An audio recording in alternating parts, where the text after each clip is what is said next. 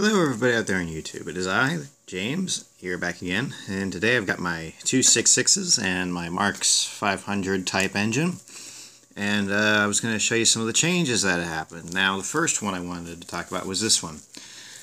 Now I don't know if I'd ever mentioned it, but out of the two 6.6s, this one is the one that had run the most smoothly.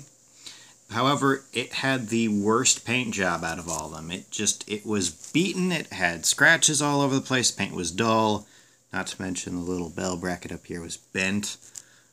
So I decided to give it a weathered look, and I think I've achieved that pretty well. It just needs some more rust kind of added to it.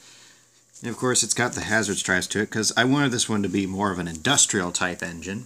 And if I just move it forward, you can see I used that extra Penn Central tender that I got from Sam, and I weathered it up pretty well. If I can just uncouple this really quick. As you can see, there it is. Looking pretty good. I got this new metallic paint, which I've been using on some of my Warhammer stuff. Yes, I like Warhammer, get over it.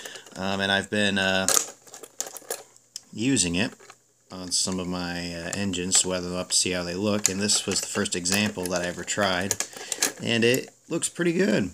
I especially like the back. I like how I weathered that one. That one was a bit difficult to try and get, but I do like how I did the steps and everything, because the gray on this is a lot more different than the gray that's on the engine. The gray that's on here is a flat, matte sort of battleship gray, whereas the gray on here was a much more white, sort of soot kind of gray. And on the cab I kind of just stopped weathering part of it and just left the blackish part of it, turning it from that soot gray to almost that battleship gray, which transitions pretty well into this tender. Now it does have its tilt coupler, but it's still compatible with the tin plate rolling stock, so if I'm able to get some more tipping cars, I'll make a small ironworks train out of this, because I do have the hazard striping on the front and the back, so it does make sense to try and do that. So, and it does work. Its smoke unit does work. However, it now is the only 6.6 that I have that has a working smoke unit. The other one used to, and I'm going to bring this up right now, I replaced the motor in here with the other one that was in the thing, because it actually had brackets in it, which is what I needed. However, the wires that are wired in here have come undone, and I just don't have the time or place to solder them. I really do want to do that, but I just don't have the place to do it. I would normally either do it in my room or outside, but currently it's just way too hot out, and it's also not suitable to do in my room due to almost burning a box. But anyway, I did replace it with that other 6.6 motor that was in there. So it actually does have a full working smoke unit on it now, so that's good. The only thing is that it's just not wired up, so it's not actually making any smoke. Now I still haven't used that Western and Atlantic tender. I might use it in future if I make a mallet type engine, or what are those ones called, a Garrett.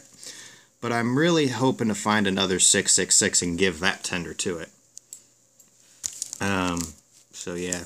And then I've got this engine right here, my 500 type. Now this one actually has the old 6.6 motor that used to be in here, but the smoke unit, or the actual smoke mechanism, since it was missing the actual bracket gear and the little push rod that goes up, since it was missing all that, I took it off, de-wired it, and it runs, albeit it runs very, very roughly. Not riding like that, but you can hear it go grrr as it goes along, and it actually runs really smoothly, which for a Marx engine, that's not normal. These things usually shake a lot. However, this guy is just as solid as a brick when it runs around.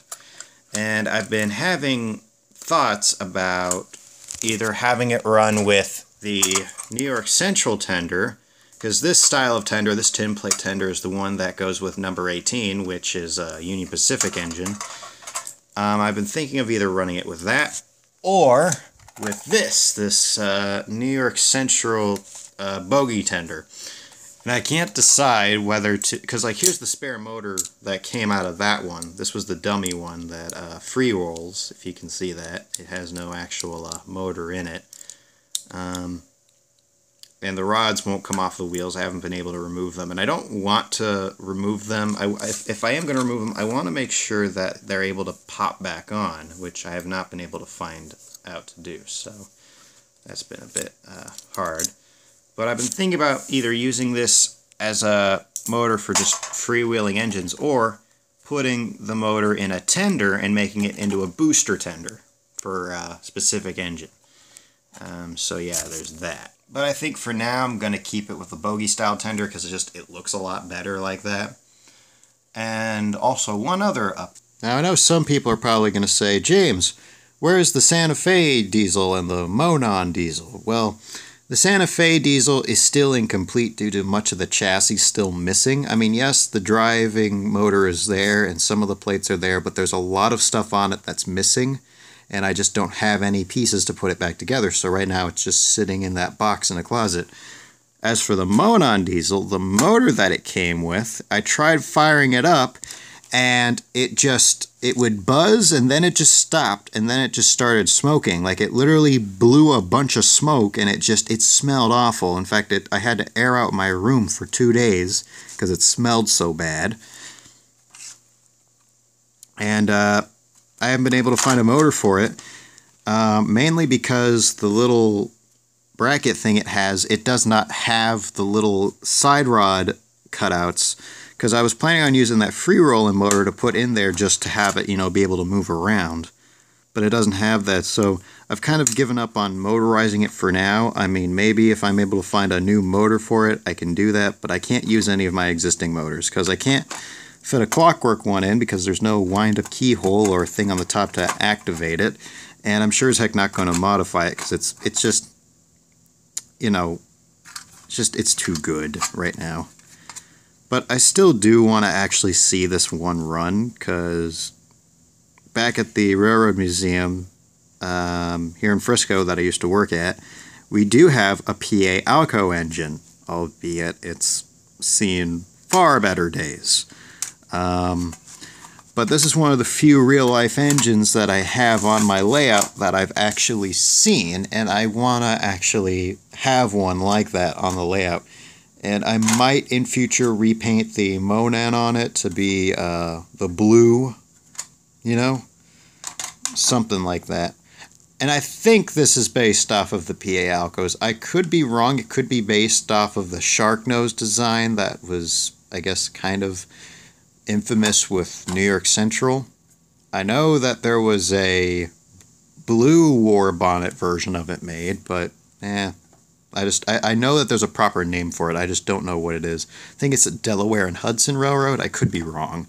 But anyway, that's just some of the updates that I wanted to give you guys. So yeah, hope you all enjoyed watching and bye for now.